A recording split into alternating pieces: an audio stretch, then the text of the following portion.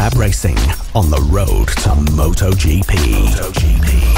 Hello and good morning. This is live CoolFABRacing British Mini Bikes Championship action for 2019. It's Sunday morning and we are gearing up for the first set of races this morning. And our first race on the programme is AC40 Pros. It's their second race of the weekend because we had a round of racing on the Saturday. Hello and welcome to everybody tuned in live on Facebook, on Twitter, on all the social media channels. My name is Lester and we are very much live here at the circuit and we are gearing up for another set of amazing races. Our commentators, one of which is out in the next race, Blake Hansel, so he's not going to be commentating on this particular race, so he's preparing his bike. But we have Liam Hodgins, fresh from Scotland. Hello, welcome Liam. Good morning, Lester. Hopefully we're going to get some great CoolFABRacing today. As we can tell, the AC40 Pros are out on circuit right now, making their way round the warm-up laps. So there was some great racing in yesterday's. Mason Foster took the spoils in that ahead of Clayton Edmonds and Samuel Munson. But the top riders for today, and Lester, I believe you've got the grid there. Yeah, the griders, they're just making their way, as you say, round on the green flag lap. It's Mason Foster who lines up on pole position. Ethan Sparks will be in second place. Clayton Edmonds starts this race from third. The Munson burner, Samuel Munson, starts from fourth. Finan Werity goes from fifth place. Henry McCartney in sixth. Cameron Sewell in seventh. Ruben Bray in eighth. Charlie Huntingford in ninth. Holly Harris looking to get higher up in the top 10. She starts in 10th place. Warwick Brady 11th. Keaton Payne in 12th. Kobe Perry in 13th. Greg Marshall in 14th. And last but not least, Aston Dean lining up on the grid in 15th place. You can hear them literally on the grid.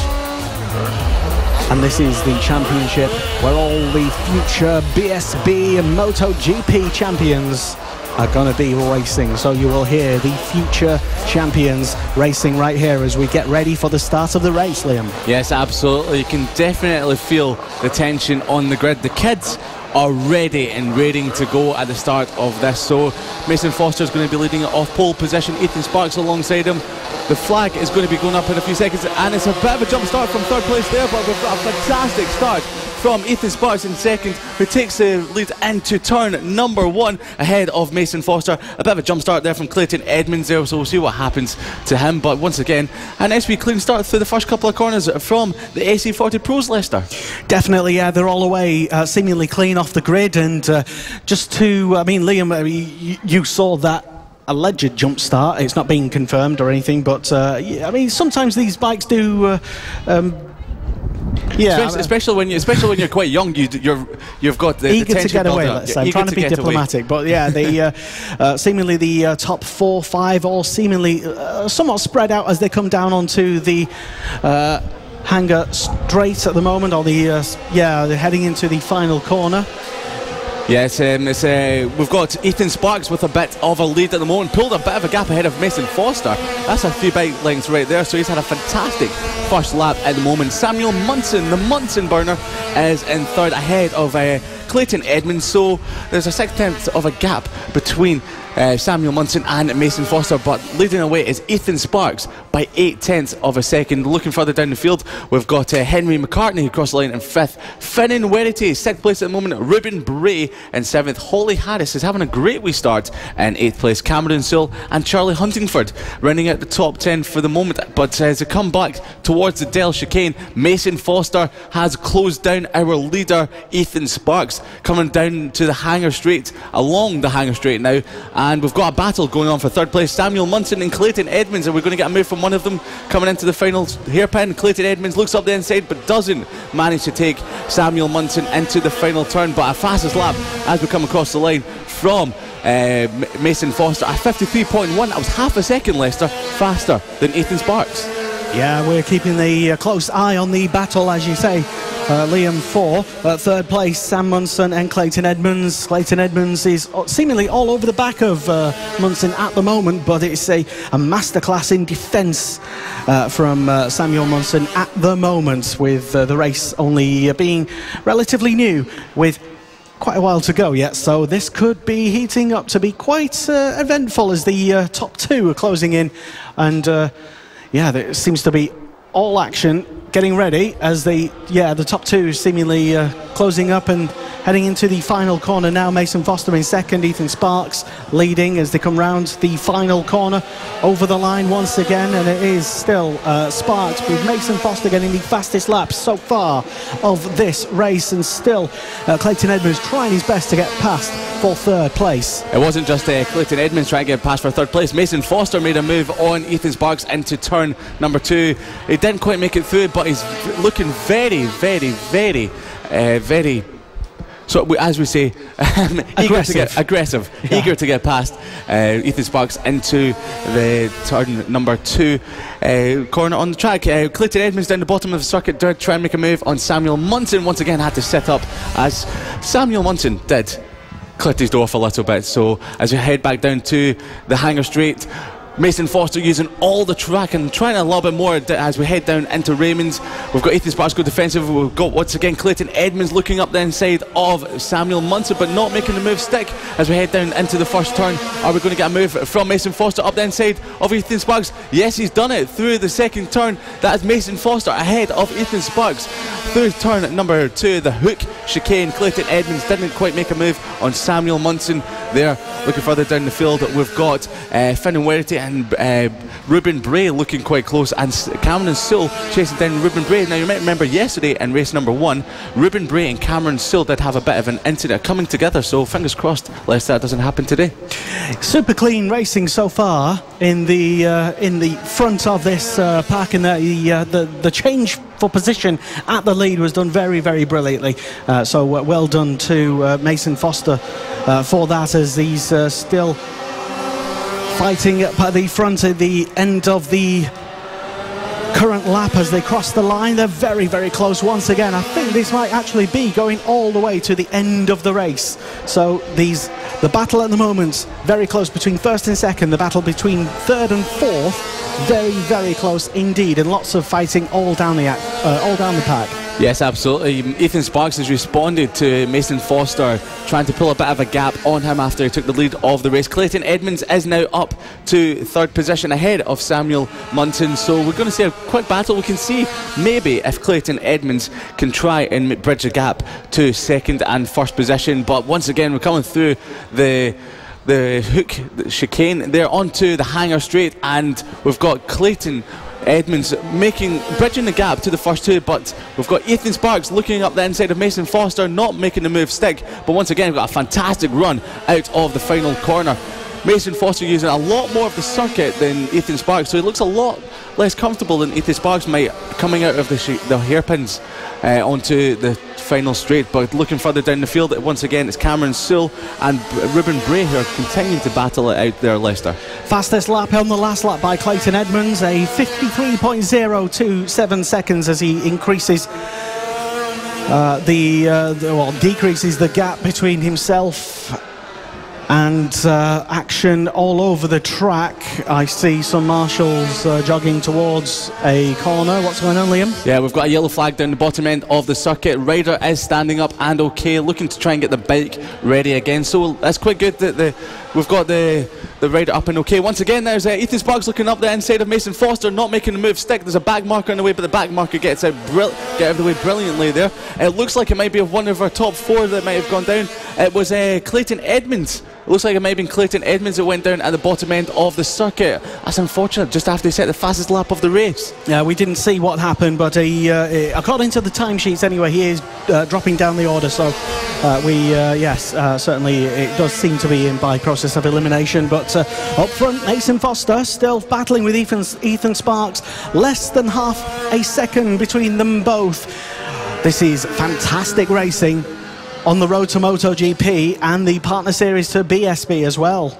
Yes, absolutely. Mason Foster around this second half of this lap here has increased the gap over Ethan Sparks. There's just over a lap to go. Mason Foster is holding a commanding lead at the moment. We should say commanding because he has opened up a few bike lengths over Ethan Sparks as he come across the line, and he's up to a second ahead of Ethan Sparks, but there's a back marker coming up now, so this might give Ethan Sparks an opportunity to try and close the gap down once again on Mason Foster around the bottom half of the lap here. Samuel Munson has got a comfortable third position, we should say, in the bottom end of the podium positions. Henry McCartney and Finnan Werity having a close battle, only 0.3 of a second between them as we enter the last lap. Cameron Sewell is closing the gap very quickly on both of them in 6th place, dropping Ruben Bray after he managed to take over 6th place a couple of laps ago. But further around the track, we've got Mason Foster still commanding this lead of the race as we run down into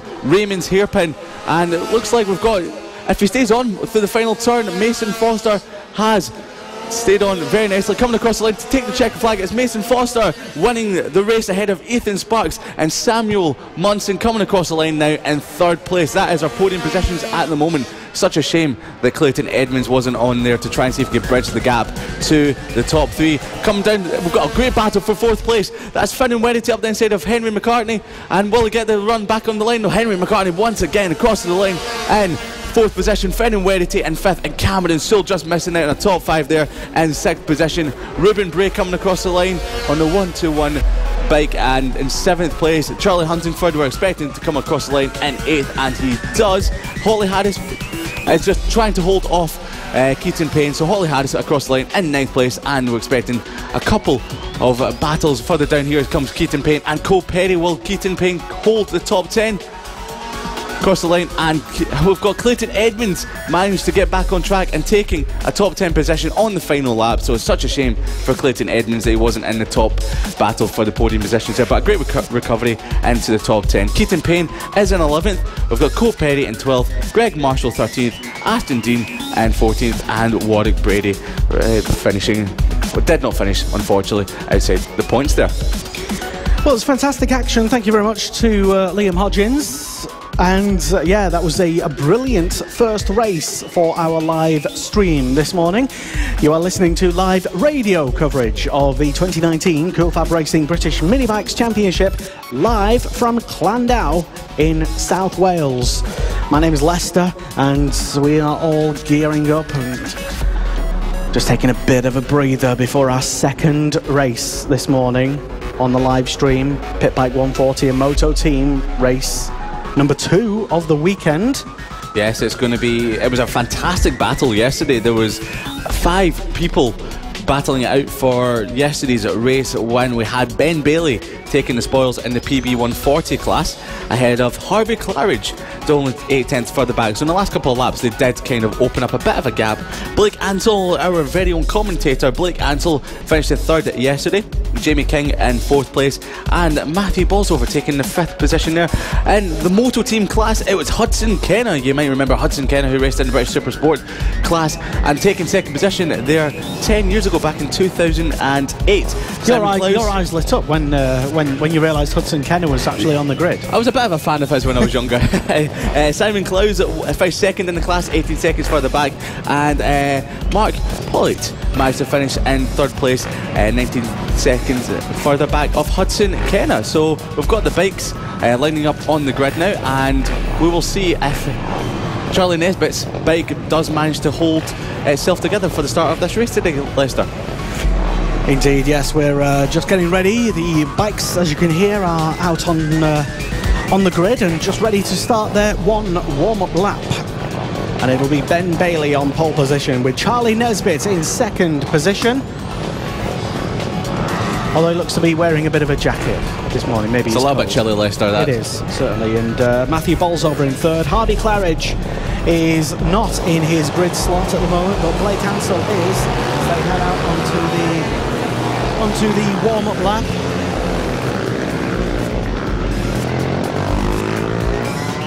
We appear to have someone out there.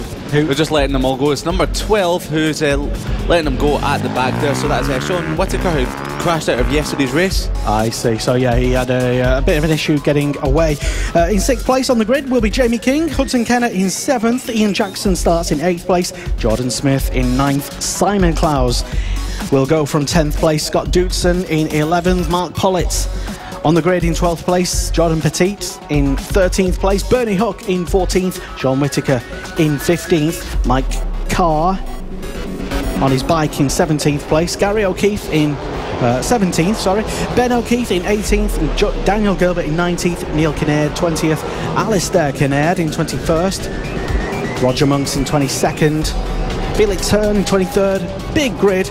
24th is Harrison O'Keefe, Keith Bolton in 25th position, Vince Bailey in 26th, and Trevor Jones rounding out the grid in a massive 27 bike field of wonderful sounding pit bikes. Absolutely, Lester. Now we can see that Charlie Nesbitt has pointed his bike towards the first corner there, so there's a bit of an angle going on, as we can see from all the riders on the right hand side of the track.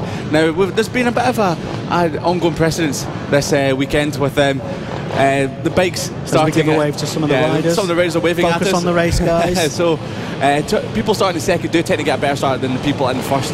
So as we await the start of the PB 140 and Moto Team race, the lights go out and the green flag down, but it's a fantastic start from Ben Bailey off pole position, and into second we have Matthew Bolsover. Charlie Nesbitt had a bit of a slow start there, he's dropped back into 4th place there, so once again he's getting further around the track than he did yesterday after his bike had a bit of an issue off the start. So it's Ben Bailey leading him round the bottom end of the circuit from Matthew Bolsover. I think it's Harvey Cloud. No, Harvey Cloud didn't make the start there. I think it's Blake Ansel might be further up the grid, but Charlie Nesbitt in 4th place there, Lester. There's a lot of bumping and boarding round the bottom end of the circuit. I don't know if there might have been a pass for 1st place, or it might have been the condensation on our commentary box windows, but what do you see, Liam? Oh, there was a bit of a moment from Matthew Bolsover, I think it was, coming out of the seat as they exited the hook, but he's managed to still stick in 1st place there as he head down. Charlie Nesbitt has been dropped down to 4th place. Yes, as they head into Raymond's, out of Raymond's hairpin, across the start finish line, across the line here,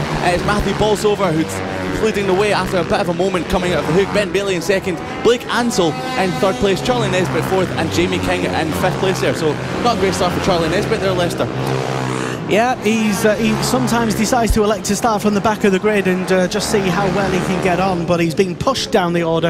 At the moment he's down to 4th from 2nd. Jamie King, who was involved in that massive scrap in race 1 yesterday with Blake Ansel amongst others, is also in the mix. I think the top 5 may be the ones to watch in this race. Absolutely, maybe the top 5, maybe even the top 6, because there was 5 of them yesterday without Charlie Nesbitt. So now that Charlie Nesbitt is in the mix here, we could see even more riders. But as you say that, Lester, the top 5 have made a bit of a breakaway.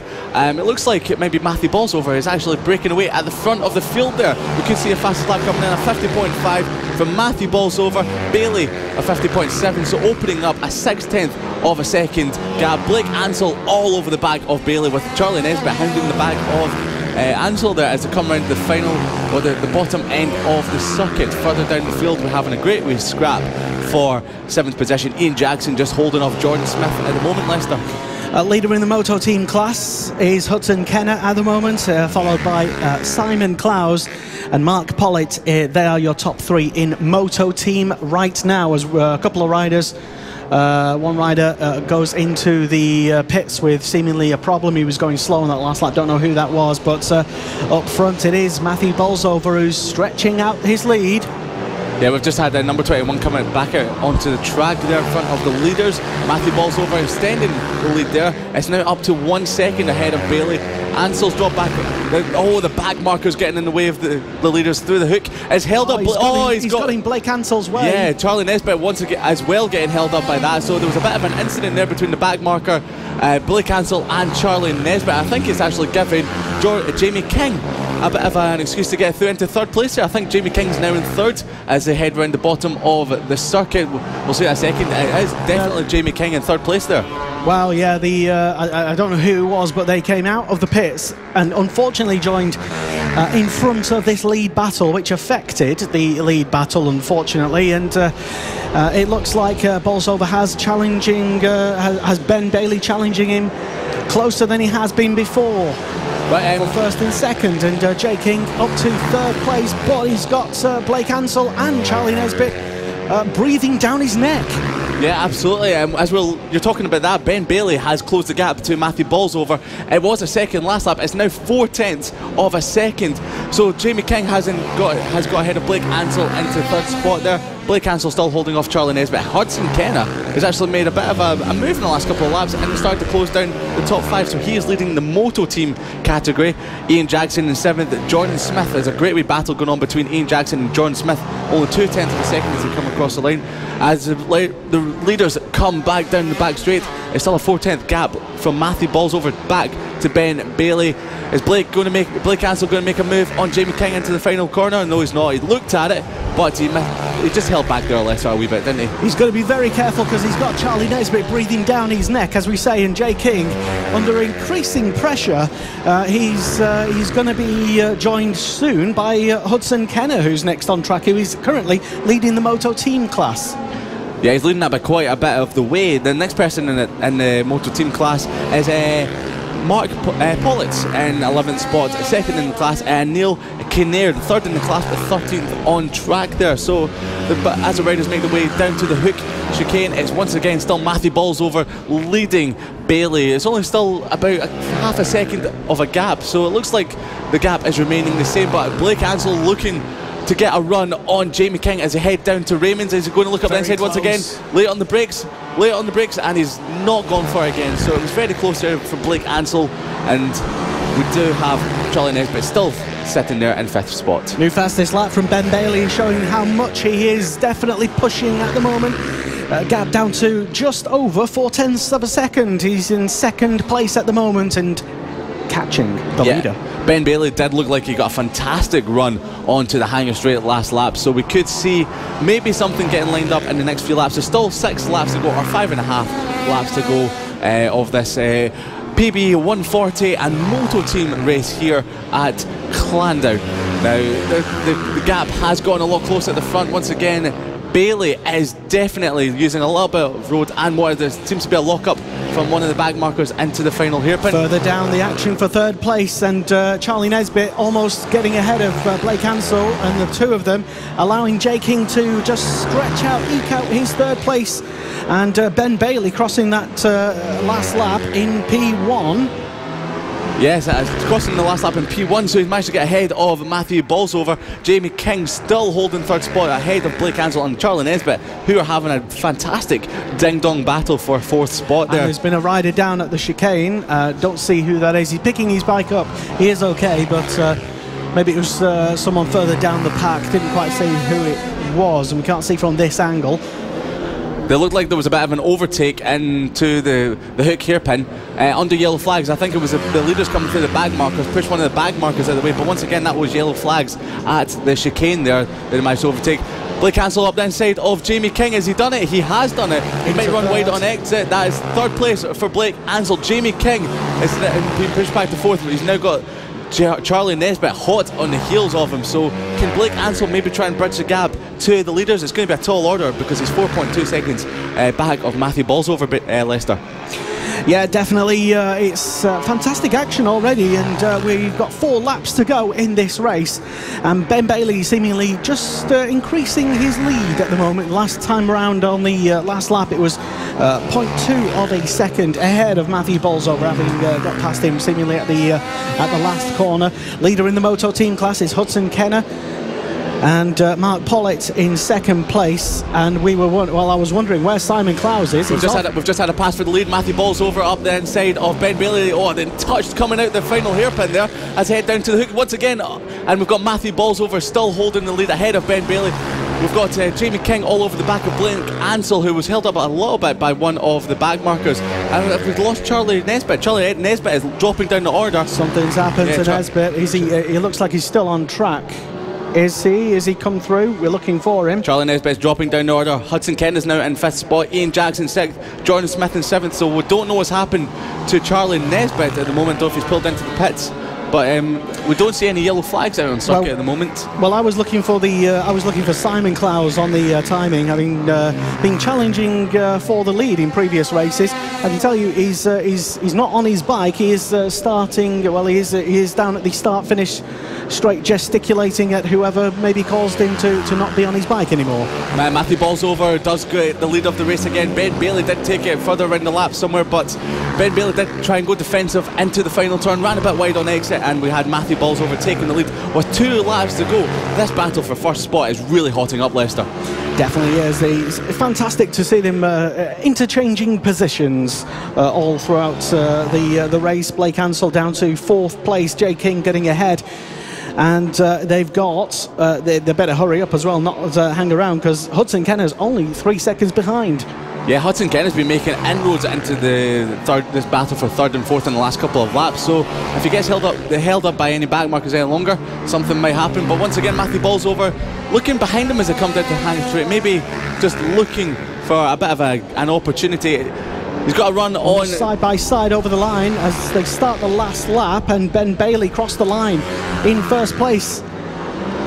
So he got a better run out of the final corner, it seems, Liam. Yeah, absolutely. The last couple of laps, Ben Bailey has been going quite defensive into the final turn, which has been making him run quite wide on exit. Blake Ansell dropping down the pack, not seeing what's happened. He's pulled into the pits, in fact, so his bike problems continuing. Yeah, unfortunately did have bike problems earlier on today, so I believe he has pulled into the pitch, which is a lot of a shame, but we've definitely got a battle between the top 2, pushing the back markers out of the way. It's still Ben Bailey ahead of Matthew Bolsover as he head down the hanger straight towards the final turn. Matthew Bolsover looks like he's just popping wheelies. Is he happy with 2nd place? I think he's content. Yeah, I think he is content. Not a good run onto the final turn. Across the line is Ben Bailey taking the win from Matthew Bolsover. A fantastic race by those two there. Across the line, and we're going to 3rd place. It'll be a fantastic podium. And he's doing Jamie the dab. King. He's doing the dab. We've had someone come off at the hook as one of the bag markers coming off, I think, after they crossed the line, which is a bit of a shame. But he's up, pushing the bike up. Looks like it might have been a high set. There's lots of broken windscreen on the circuit, but he's up and okay. Try to push the bike back. Hudson Kenner finishing 4th place. We've got Ian Jackson in 5th. Jordan Smith coming across the line in 6th place there. Across the line for Neil Kinnaird in 11th place, and we've got Mike Carr in 10th. We're just waiting for the last runners and riders to come through. We've got them coming across the line now. It should be John Petit in 7th.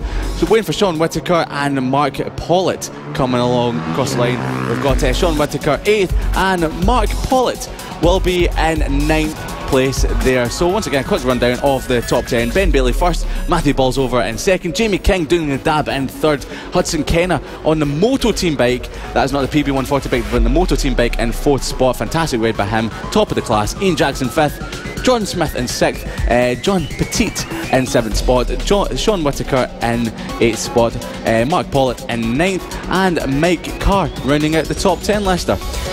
Wow, we almost need to catch our breath after that one, because there was action all down the pack, especially Moto Team, as Simon Clowes wheels his bike back to the paddock. Didn't see what happened, but he might have ended his race just in front and out of our view of our commentary position. I think it was actually Mark Pollitt that went down in the last lap there, so he was the last person to come across the line, so he's just come across the line there, picking up the pieces of his bike that he needs, and he's making his way back round to the pits. And there was some fantastic side-by-side battles on the last lap out of the final corner, especially from Neil and Alistair Kinnaird, and Ben and Harrison O'Keefe as well, so not showing too much brotherly love, if they are indeed brothers. I should preface that by saying they might just be total strangers, but yeah, I did notice that they were very close over the line, so yeah, literally all down the pack,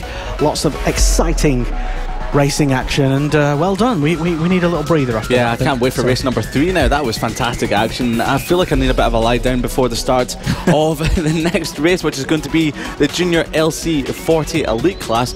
And they gave us a bit of a battle yesterday as well, Leicester. They certainly did, yeah. Junior LC40s and Elites, and the current champion, not here this year, Casey O'Gorman, last year's champion and second in last year's championship. Bailey Stewart Campbell and Emmanuel Brinton doing so well, and this year's pack of fantastic young riders are on the grid at the moment, and they're just lining up, getting ready to start their warm-up lap, their one green flag lap.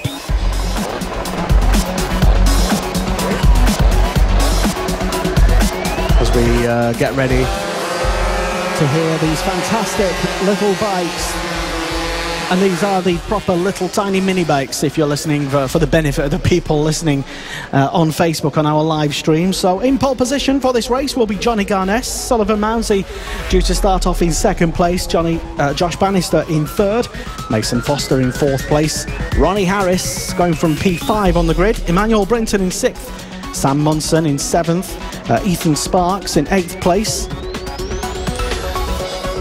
And then it's Cameron Sewell in ninth, Taylor Stewart Campbell in 10th place, Charlie Huntingford in 11th, Ruben Bray in 12th, Keaton Payne, P13, Warwick Brady in 14th place, and Kobe Perry. Apologies if I've mispronounced your name. Is it Kobe or Kobe? I think it's Kobe. Maybe Kobe. Maybe he can come up later and correct us. But that is your grid for this second race of the weekend for Junior LC40 Elites. Yes, we're looking back to yesterday's race. It was Johnny Garness who took the spoils ahead of Mason Foster.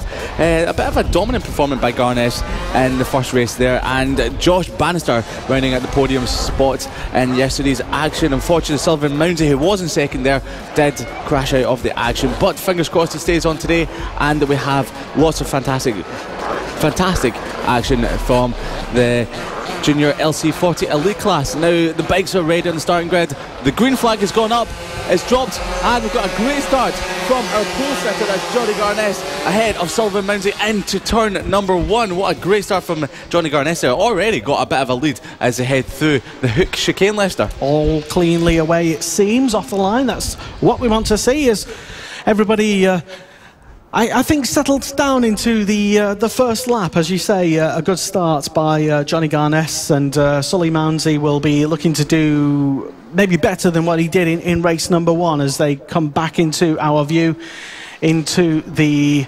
back. The Dell. Yeah, they're coming into the Dell in a second, and it looks like it might be Johnny Garness still ahead of Sullivan Mounsey. Mason Foster very close in third spot. Yeah, very, very close there. As we come down the back straight, are we going to get a bit of a lunge? Yes, we are. That's a fantastic move from Sullivan Mounsey into the Raymond's hairpin, but once again ran a little bit wide. Johnny Garness across the line ahead of Sullivan Mounsey. Mason Foster in third spot. Josh Bannister and Manuel Brinton rounding out the top five at the moment, Leicester. Fantastic, and to see Johnny Garness getting the old switcheroo back on Sullivan Mounsey was great racing, great clean racing as well, which is what we want to see and hear. And Ronnie Harris down to sixth place, being the only person to lose a position on our timing screens on that lap. Oh, plus Warwick Brady as well. So it's all shaping up, I think, to be quite interesting in the maybe second part of this race. Yeah, Sullivan Mounsey will be looking to make up for the accident that happened yesterday. He's got a fantastic run onto the hanger straight, but once again I think he ran a little bit too wide and given a bit of a gap to Johnny Garness, but he's hounding Johnny Garness more than what happened yesterday. There was a bit of a gap yesterday between the top two before Sullivan Mounsey did unfortunately come off. Looking up the inside into the hook and just holds back a little bit. So gapping third place Mason Foster, who's got a little bit of a gap in front of Josh Bannister and Emmanuel Brinton, who are definitely locked close together ahead of Ronnie Harris in sixth.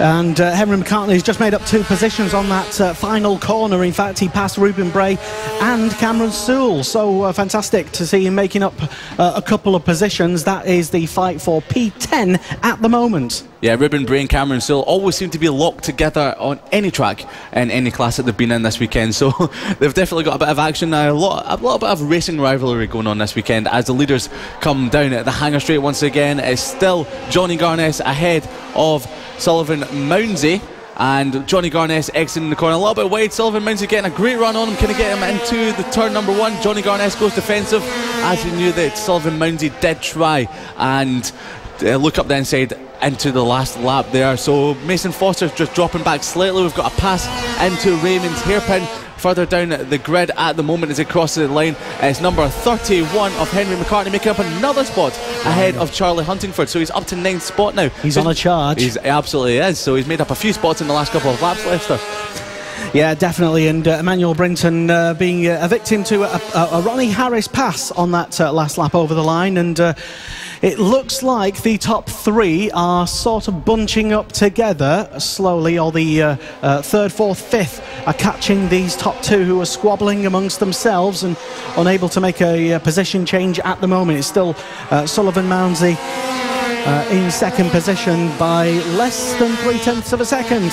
Yeah, all the lap times of that last lap were very, very close. 1:51.4 for Johnny Garness, a 51.5 Mounsey, and a 51.556 from Mason Foster. So the fastest one in that top 5 was actually Ronnie Harris in 5th place there with a 51.429, slightly faster than the leader and Sullivan Mounsey and Mason Foster, as the sun is now starting to come out. So the track might start heating up, Lester. Don't jinx it, Liam. Don't.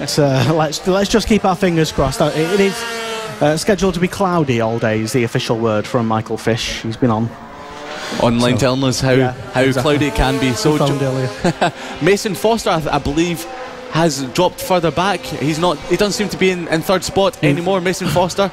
What's happened to Mason Foster? Johnny Garness comes across the line in 1st spot. A bit of new fastest lap of the race for Johnny Garness, a 51.1. Sullivan Mounsey 2nd. Josh Bannister 3rd. Ronnie Harris 4th. So we have lost Mason Foster somewhere around the circuit.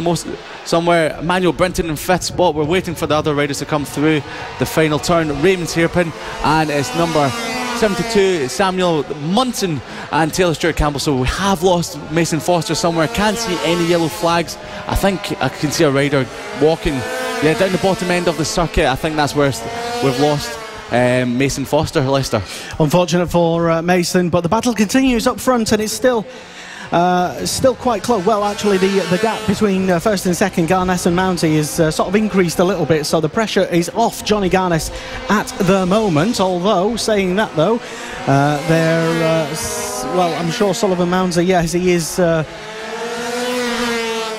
feeling the pressure maybe, because the gap has increased now. Johnny Garness 1.4 seconds and just done the fastest lap of the race so far. Yes, Sullivan Mounsey dropping back to 1.4 seconds further behind, so he lost 0.6 of a second on that lap. But Ronnie Harris has moved up into 3rd ahead of Josh Bannister, so there's a great wee battle going on for the final podium spot at the moment. Emmanuel Brinton in 5th spot at the moment. Samuel Munson 0.3 ahead of Taylor Stewart Campbell, so that's a battle worth watching for 6th spot. Cameron Sewell making his way up the field into 6th, just ahead of Charlie Huntingford, who's still just holding on the fringes of the top 10. So we're looking for the top riders in the class. Johnny Garness just comes across the line at 1:51.3. Sullivan Mounsey 2.2 seconds further back, so he's losing about 0.8 a lap to the race leader there. Josh Bannister is back ahead of Ronnie Harris. There's a great wee battle going on for 3rd spot, Lester. Definitely is. It's Ronnie Harris and Josh Bannister. I think the fight might not be over yet. With 2 laps to go, he'll definitely want his 3rd place back. Will old Ronnie Harris, but he'll have to fight for it. Yeah, fight hard he will, because they've been scrapping for the last few laps, overtaking here, there and absolutely everywhere around this 1.1 kilometre circuit, 0.6 miles Clandau International karting circuit. So Johnny Garness is still holding a good bit of a gap. He's 2.2 seconds ahead of Sullivan Mounsey. It's a final lap now for Johnny Garness, who's showing commanding consistency in 1st spot. He was only 10th fast in that lap, however, quicker than Sullivan Mounsey. Josh Bannister still ahead of Ronnie Harris, 0.2 of a second. That's a battle we're going to look towards on this final lap. Can Ronnie Harris overtake Josh Bannister and take the 3rd position and the final podium spot in this race? Emmanuel Brinton has a commanding 5th spot, but it has closed the gap down on the top of on 3rd and 4th in the last couple of laps. Taylor Stewart Campbell demotes Samuel Munson down to 7th spot, and Johnny Garness will be making his way round the final lap very shortly, and definitely keeping an eye on him. Into the final turn, here comes Johnny Garness into Raymond, and he will hold it for the 2nd win of the weekend. It's Johnny Garness once again popping a wee wheelie across the line. Fantastic ride from him. Sullivan Mounsey stays on this time and takes 2nd spot into the final turn. We have a battle going on across the line, side by side. It's going to be Josh Bannister. That was very close indeed. Only 0.07 of a second between them. Ronnie Harris in 4th spot, and Emmanuel Brinton nearly got them on the last lap in 5th place there. So we're waiting for Taylor Stewart Campbell across the line, and he will be finishing in 6th spot potentially there. So we've got the last couple of riders. We've got someone down at the final turn, just slipping off at the end there. That's unfortunate. Taylor Stewart Campbell and 6th. Samuel Munson coming across the line now. That was Munson who had a little slide, but got back and finished the race. And Henry McCartney over the line in 8th spot. Cameron Sewell 9th, so a fantastic ride from further back in the grid. And we're waiting for Charlie Huntingford rounding out the top 10 on the LC40 Elite class. And we've got a final rider coming across the line. That is Ruben Bray. So the top 10 was Johnny Garness, Sullivan Mounsey staying on for 2nd, Josh Bannister 3rd spot there, Ronnie Harris in 4th, Emmanuel Brinton 5th spot, Taylor Stewart Campbell 6th, Samuel Munson, the Munson burner, in 7th, Henry McCartney in 8th, Cameron Sewell 9th, and Charlie Huntingford rounding out the top 10. Ruben Bray managed to finish 11th ahead of Warwick Brady, Keaton Payne, Colby Perry, and unfortunately Mason Foster completed a few laps here but didn't manage to complete the race, but he was up and okay for everyone that was looking out for that. So you are listening to live radio coverage of the 2019 CoolFABRacing British Mini Bikes Championship, and we have live radio coverage online here at the track, on Facebook, on YouTube, on Twitter, on Twitch, on CoolFABRacing.com, and on Motorsport Radio, on the Motorsport Radio social media channels. So a big hello to everybody tuned in on any single... We're streaming so many places this weekend, and it is fantastic to have everybody tuned in. A big hello to William Birkin, who's tuned in, listening live, and to Ava Carter. Hello all, says Jenny Darter. Good luck to everyone in their races, she says. Especially to Josh Darter, former senior mini-moto rider and extreme CRF 150 rider there, spectating today. Josh Darter is, says Jenny. Neil Denham says, go Sparks. And we got loads of people tuned in. And we had lots of people as well, including people from Australia, as the 1st and 2nd place riders have a little face-off on the front of the grid. The next race out on track is the senior mini-motos as they go out on their warm-up lap right now, and one of the most clicked race finishes of 2018, which saw the championship go viral. Yeah, very viral. It's a video that I did manage to see eventually after I heard so much about it. But the riders are making their way around the green flag, the warm-up lap at the moment, and it's that man, Matt Birkin, heading off on pole position ahead of yesterday's race winner Bernie Hook. So those two are the class of the field at the moment. In 3rd spot we have Andy Whedon, and he'll be looking to improve on that. So he finished 3rd yesterday. Josh Birkin, who had a couple of wee offs in yesterday's race, heads off the 4th position. Simon Huntingford in 5th spot there. Chris Yeomans in 6th place there.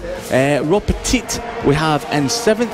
Craig Ashall in 8th spot. In 9th spot, on the 5th row of the grid, we have Ross Michael, Mitch Hollingsby in 10th spot. We've got Robert Kitley in 11th and Neil Skinner in 12th spot there, as the riders have made their way back onto the grid there, and we'll be looking for Matt Birkin and another Bernie Hook face-off for this race. So as the riders ready for the start of the race at the moment, we have the green flag ready. The green flag drops now, and it's a fantastic start by Bernie Hook once again. Matt Birkin a little bit slow off the line, and it's Bernie Hook into the 1st spot ahead of Matt Birkin through the Hook corner. So we've got a fantastic wee battle going on for the top spots at the moment, and Matt Birkin all over the back of Bernie Hook through the bottom end of the circuit as we've got them coming round. They've already opened up a couple of bike lengths gap over 3rd spot, which I think is Andy Whedon at the moment ahead of Josh Birkin. So they've remained in the same spots as they come through towards the Dell chicane, and it looks like we've got Bernie Hook opening up a bit of a gap over Matt Birkin through the Dell onto the hangar straight now, and we've got, yes, Bernie Hook is looking commanding in 1st spot at the moment ahead of Matt Birkin through into Raymond's hairpin, and we've got Bernie Hook across the start finishing line. As the lap has gone on, we've had him open up a few bike lengths, and we've got Andy Whedon still holding off 3rd spot ahead of Josh Birkin, Rob Petit in 5th, Chris Yeoman 6th, Craig Ashall at 7th, Simon Huntingford 8th, Ross Michael 9th, and Neil Skinner making up a couple of spots off the start of the grid into 10th spot. Robert Kitley and Mitch Hollingsby dropping a couple of spots off their starting positions, so it's a bit of a shame that they've dropped back. But once again, Bernie Hook is looking very commanding at the start of the race. But as I say, that's coming through into the tail. Looks like we've got Matt Birkin closing the gap on him very quickly, so that's very good there. But we've got a couple of wee guests in the studio at the moment. We've got James Cook and Owen Mellor, so you might remember them from the Mini GP 70 race. How you doing, guys? Good. Yeah, how are you feeling today? Alright. So you are James Cook? Owen Mellor. You're Owen Mellor, and we've got James Cook next to you. How are you feeling today, guys? Has it all been good racing so far? Yeah, we're doing good at the moment. Yeah, right, so you're both racing in the Mini GP 70. Who beat who? Well, I crashed on the last lap, last corner. Yeah. In 3rd place. It was him and Bailey Stewart Campbell crashed, final lap, final corner. So there's a bit of a rivalry going on between both of you? Yeah. Yeah. Yes. What are you expecting for your 3rd race today? Hopefully a 3rd or a 2nd. Not the race 1? Yeah, actually, I want to win as well. Yeah, I want to win or get like a podium or something like that. Win or podium, yeah. Got to try really hard. It's some great action you've been having out there. How has the track been feeling? Have you been enjoying it so far? Yeah, I set my fastest time in the last race. Yeah, I set my fastest one as well. I think it's a good track because it's tight, but it has quite a lot of track in it.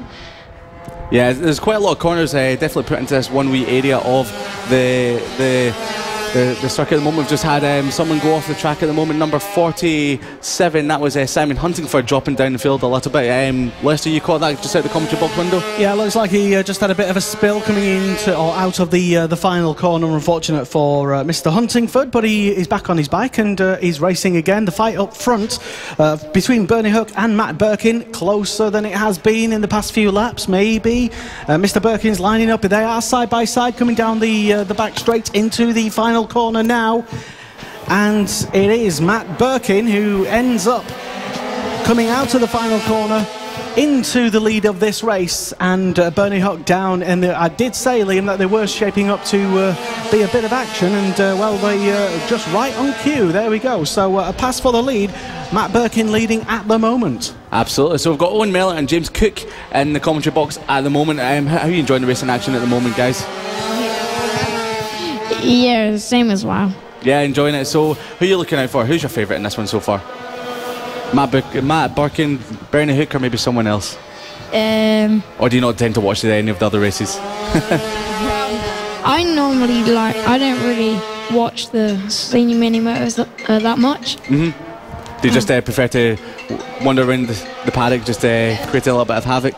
Just to interrupt here, guys, there's been another pass for the lead, and it looks like he's trying to get the old cut back, but it is Bernie Hook who ends up in the lead, although not before Matt Birkin repassed him into turn 1. So yeah, they're swapping positions all the time up front. It just looks like they're having a little bit of fun out there, Lester. Well, yeah, that's kind of what CoolFABRacing is all about. It's having a bit of fun, but some of the younger riders obviously taking it a bit more seriously. But yeah, these two are literally facing each other in the opposite way, heading each other off, squaring up to each other on the grid. So yeah, they having certainly a good time anyway. And yeah, they're being watched by future generations, and it's all looking pretty good. Owen Mellor listening to all of this, as is people at home, and Matt Birkin stretching out his lead so far. He was stretching it out, but we've got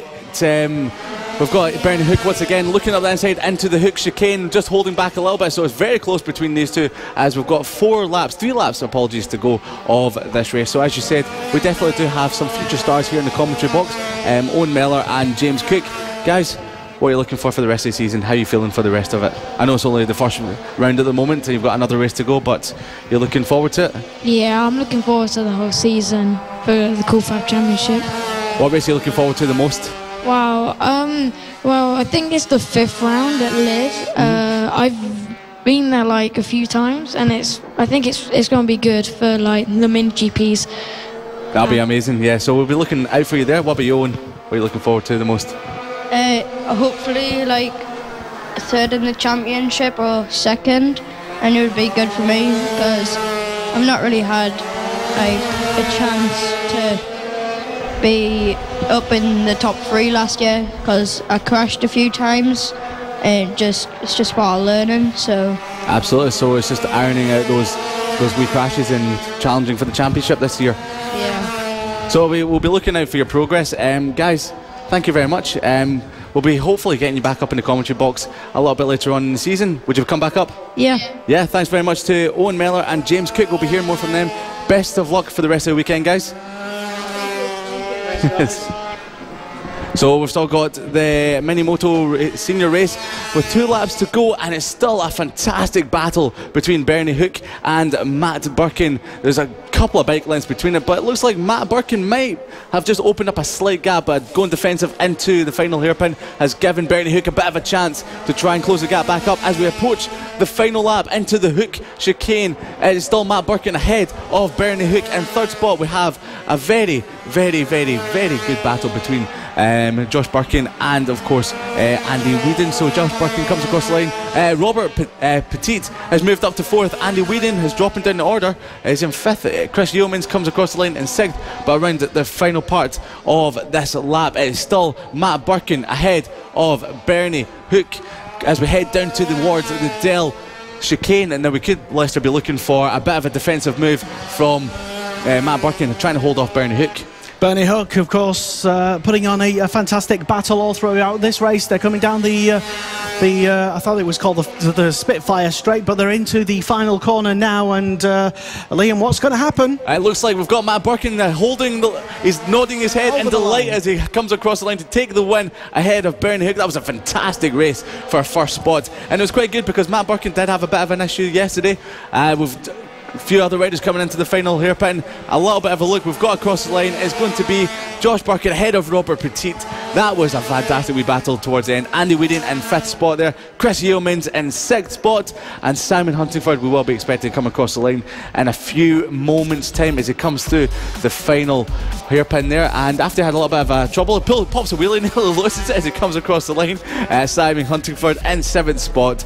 So as a quick rundown of the runners and riders, it was Matt Birkin ahead of Bernie Hook by only 0.2 of a second. Josh Birkin in 3rd spot, Rob Petit in 4th, Andy Whedon 5th spot, Chris Yeomans in 6th, Simon Huntingford in 7th, Craig Ashall comes across the line in 8th, Ross Michael 9th, Neil Skinner in 10th, and Robert Kitley in 11th spot there. Unfortunately we had Mitch Hollingsby, our only retirement of the race after only 6 laps, Leicester.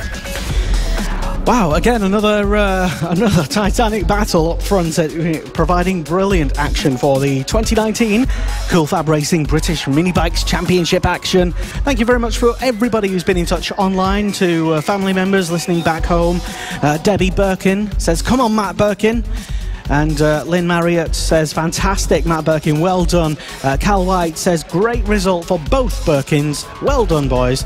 And yeah, more congratulations coming in for the Birkins. So a lot of support. And don't forget to share the live streams, which are on Facebook, on Twitter, everywhere, on CoolFABRacing and on Motorsport Radio as well. Don't forget the website address as well. It's coolfabracing.com and motorsport.radio. They are the places to be this year. And also, if you want to go back and listen to an audio version of your race, because we're streaming live exclusive coverage all season of every single race on the Saturday, even some of your qualifying rounds as well. If you want to go back maybe and see just how well we commentated on your fantastic victories, then you can go and check it out on Spotify, on the Apple Podcast app, or on the Google thing as well, the podcast, wherever you get your podcasts from.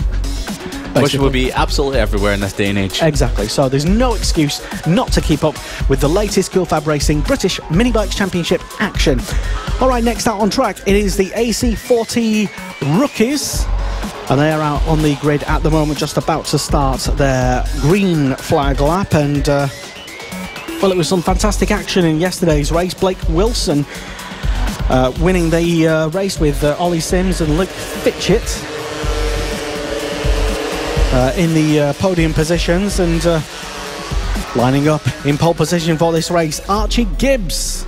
Ollie Sims will start from second place. Luke Fitcher in third. Blake Wilson will go from fourth place. William Harris will go from fifth place on the grid. Harrison Day in sixth. Brandon Keane in seventh place. Marco Holt in eighth place.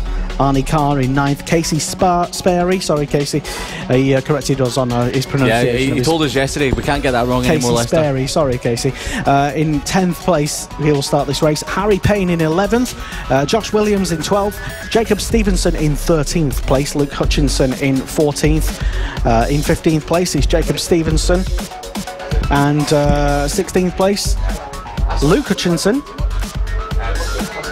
Foley Fevereau in 17th, Archie O'Brien in 18th, Wilson Dilks in 19th place, Bailey Lawrence will start from 20th, 21st will be Callum Maxwell, 22nd it's Noah Guillory and Chloe Sewell rounding out the grid at the moment, so things can only get better for Chloe.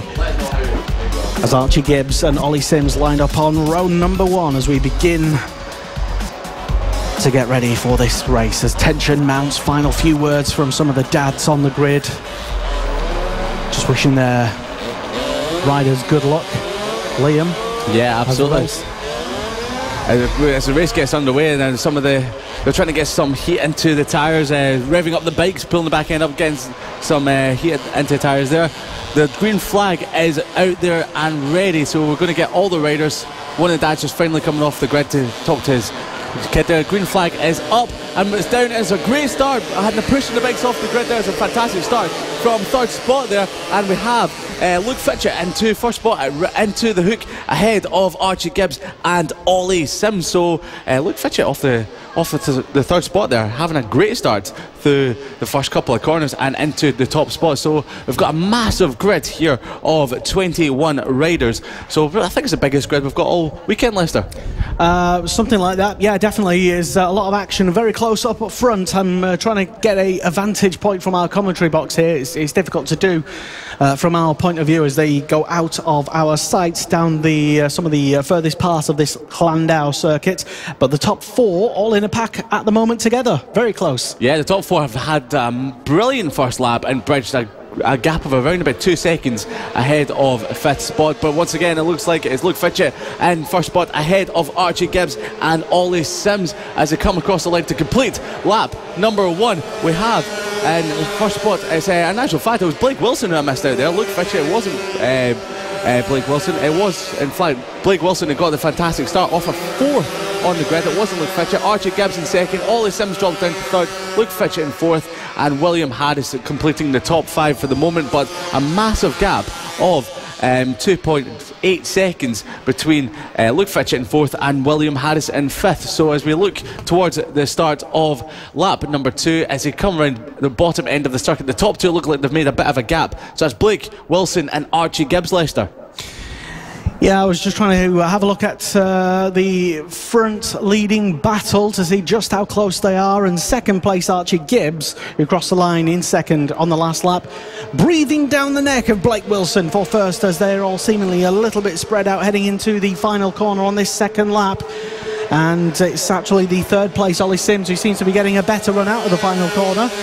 Yeah, but Archie Gibbs went defensive. I said went defensive. It looked like he would try to make a move on Blake Wilson going into the final turn.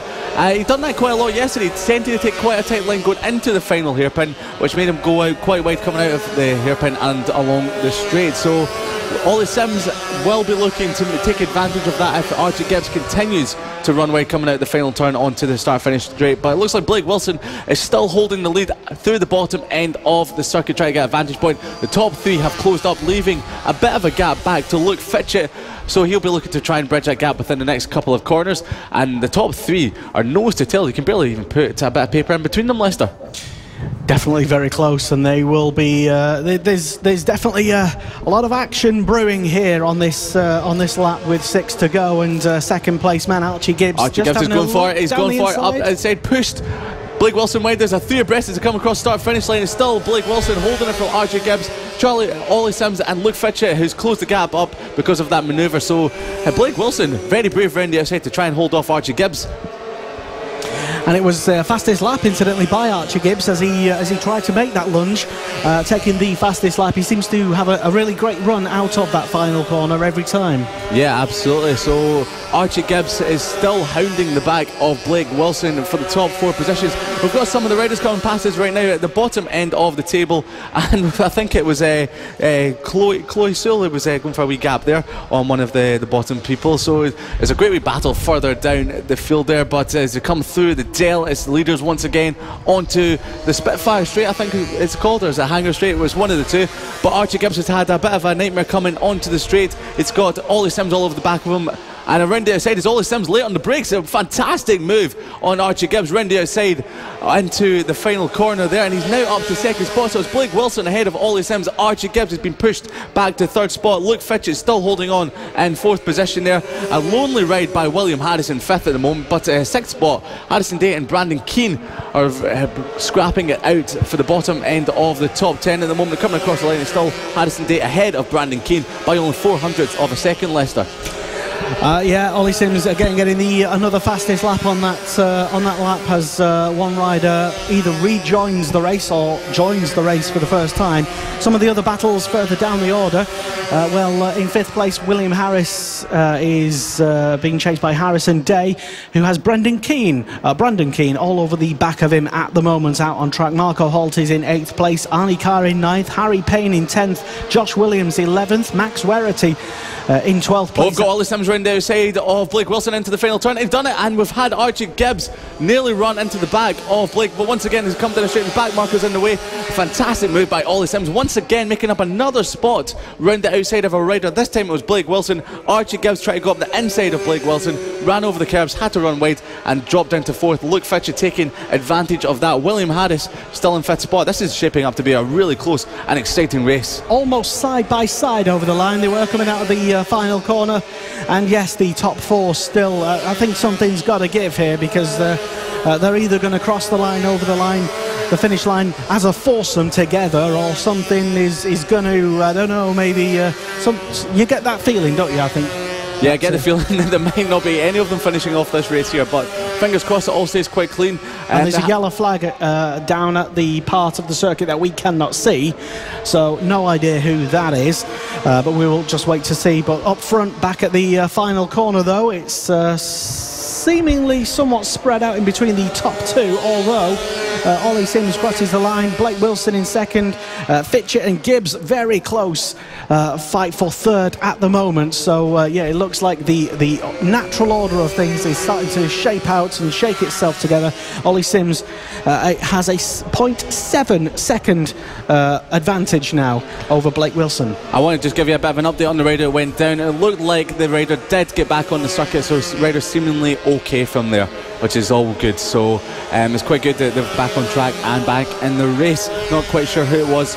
So there's a lap and a half still to go of this AC40 Rookies race number 2, race number 1 for the day, race number 2 of the weekend, and it's Ollie Sims holding a commanding lead ahead of Blake Wilson at the moment. But as I say that, it looks like they've closed the gap down again. So it looks like they've closed the gap once again as we head through into the last lap and a bit. So as we come across start finish line, it's going to be Ollie Sims ahead of Blake Wilson, and we're going to see a fastest lap possibly. Yes, it is Archie Gibbs at 57.6. They must have been held up by a bit of bag markers there, because he was nearly a full second quicker than Ollie Sims and Blake Wilson, Leicester.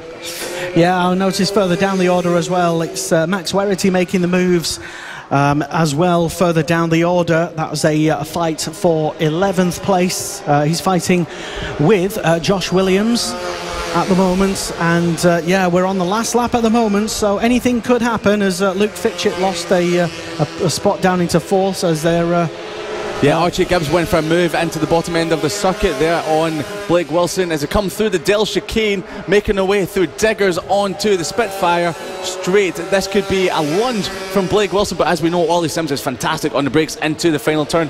Blake Wilson's looking up the inside of Ollie Sims. Ollie Sims is holding him off into the Raymond's hairpin for the final time out of the final turn. This is going to be Ollie Sims taking his race win ahead of Blake Wilson, Archie Gibbs in third, and Luke Fitchett in fourth spot. 1.2 seconds covering the top four. Fantastic action from the top four there as William Harris coming around the final bend at the moment to take fifth spot. A very lonely but a fantastic ride by him as well. So that's the top five for the moment as we await the rest of the runners and riders coming through the final couple of corners. So it's going to be Harrison Day and Mark Holt we're looking for next, as we've got a couple of lunges into the final turn further down the order. It's going to be a fantastic race as they come across the line here, and we're looking at it's going to be Harrison Day holding off Marco Holt and Arnie Carr in 8th spot, Harry Payne 9th, and Joshua Williams in 10th. We'll give you a quick rundown of the top runners as we've had a crasher on the final lap down at the hook after the race is done. So the rider is up and running back to the bike, seemingly okay. So Ollie Sims takes the race win ahead of Blake Wilson, Archie Gibbs, Luke Fitchett in 4th, William Harris in 5th, Harrison Day 6th, Marco Holt in 7th, Arnie Carr 8th, Harry Payne in 9th, and Joshua Williams running out the top 10 for race 2 of the Junior AC40 Rookies. Stick around on Cool Fab Radio and live radio streaming. We will be back right after this break. There's loads of ways to follow the racing this season. Tune in live on the CoolFABRacing Facebook page, on Twitter and on YouTube. Listen on motorsport.radio and on CoolFABRacing.com. Loads of action on social media. Thank you very much for spreading the word and letting everybody know that we are live with radio coverage. I keep emphasising the radio part because we are live, and we have, again, live season-long coverage of the 2019 CoolFABRacing British Mini Bikes Championship. Hello to John O'Gorman, who's tuned in and checking out how Casey's former rivals are getting on today in some of Casey's former classes, and Casey O'Gorman, the current Mini GP70 champion and the LC40 Elite champion, as well as being champions of other things as well. So hello to John. Jake Carter's been on and said good luck, Archie, from Izzy Carter. And Peter Ansell, regular listener to our live radio coverage here, he's tuned in and he's listening. Also, back listening once again is Helen Hill, and we've had lots of people listening from all over the world, including yesterday from Australia as well. So, truly an international audience. Maybe, just maybe, Liam, somebody from Dorna is tuned in and thinking, you know, that quick kid who just dominated that race there, maybe they're good enough for a run in British Talent Cup, maybe. Well, there's a lot of talent out here at the CoolFABRacing at Llandough here in south of Wales, so hopefully there's a few Dorna people tuned in, listening to the live radio coverage and checking out the talent that is out on the grid at the moment, because hey, we've got a lot of great racers here, and a few of them waving up at us here in the commentary box, and we've got the Mini GP50s out on track at the moment, just starting the green flag warm-up lap. They've set off very, very fast. They're very eager to get away there, and it was Josh Bannister who took the race win yesterday ahead of Ryan Hitchcock and Harrison Crosby. And Lester, you've got the starting grid for today's race. Yeah, it is Josh Bannister who starts on pole position for this race. Kyle Payne lines up alongside him on the first row in second. Lucas Brown in third. Harrison Crosby will get away in fourth place. Ryan Hitchcock due to start in fifth. Mason Johnson in sixth place. Sullivan Mounsey in seventh. Ollie Walker due to start from eighth on the grid. Clayton Edmonds goes away from 9th place. Ronnie Harris in 10th. Ollie Horner in 11th. Jimmy Parker will begin this race from 12th place. Taylor Stewart Campbell in 13th place. Harrison Mackay in 14th place. Ben Jolliffe in 15th. Finnan Werity in 16th. And Warwick Brady maybe looking to come from the back of this pack to maybe win a race, old Warwick. So that is the grid as they are back on the start grid as we wait for the start of this Mini GP 50 race. Yes, Josh Bannister just pulled up to his #1 spot there, slamming on the front brakes. So he's looking very confident, ready and raring to go. So further back, there's just a couple of riders just pulling up to the grid. Last couple of pep talks before we get started off here, clapping of the bikes, telling them to get ready and go. So the green flag is going to go up any second now, and it's down, and away we go. And it's a fantastic start by Kyle Payne, who jumps Josh Bannister off the start of the grid. So it's going to be Kyle Payne into turn #1 ahead of Josh Bannister, and he's already pulled out a couple of bike lengths in front of Josh there. So fantastic start for Kyle Payne through the start of this lap. Looking further down to the bottom end of the circuit, and it's definitely Kyle Payne pulling out a bit of a gap ahead of Josh Bannister there. So not only did he get a fantastic start, he's also getting a fantastic first lap through the bottom end of the circuit there. And I think it might be Lucas Brown in third spot ahead of Harrison Crosby, but we're going to have to wait for them to come across the line to be sure, to double check that's the case. As they come down on to the straight towards the end of the lap, it's still Kyle Payne ahead of Bannister, and we've got a bit of a gap opening up between the top 5, dropping back the 6th spot, who's got a bit of a gap ahead of 7th. Across the line, and it's going to be Kyle Payne in first spot ahead of Josh Bannister, Harrison Crosby in third, getting ahead of Lucas Brown, Ryan Hitchcock 5th, Sullivan Mounsey, a great start from him. And to 6th spot there, Mason Johnson 7th, Ollie Walker 8th, Clayton Edmonds 9th, and Ronnie Harris in 10th spot there. So some riders moving up, Leicester, some staying where they were. Definitely interesting to see how everybody sort of shuffles through and kind of tries to settle down. And it was a very impressive first lap by Kyle Payne, getting an almost 8/10 of a second head start. Not head start, but an advantage over Josh Bannister, who's down to 2nd at the moment. But as they come down the back straight into the final turn, it looks to me, Liam, that 8/10 of a second advantage is down a little bit. Yeah, Josh Bannister is definitely bridging the gap back to Kyle Payne. He's dropped the rest of the group now, and fastest lap of the race by Josh Bannister. He was 4/10 of a second quicker than Kyle Payne on that previous lap. The gap is down to 3/10. I say 3/10, it looks like 1/10 of a second now as they come through the hook chicane. So it's Kyle Payne ahead of Josh Bannister, and they're leaving Harrison Crosby, Lucas Brown and Ryan Hitchcock to contest the final podium spot.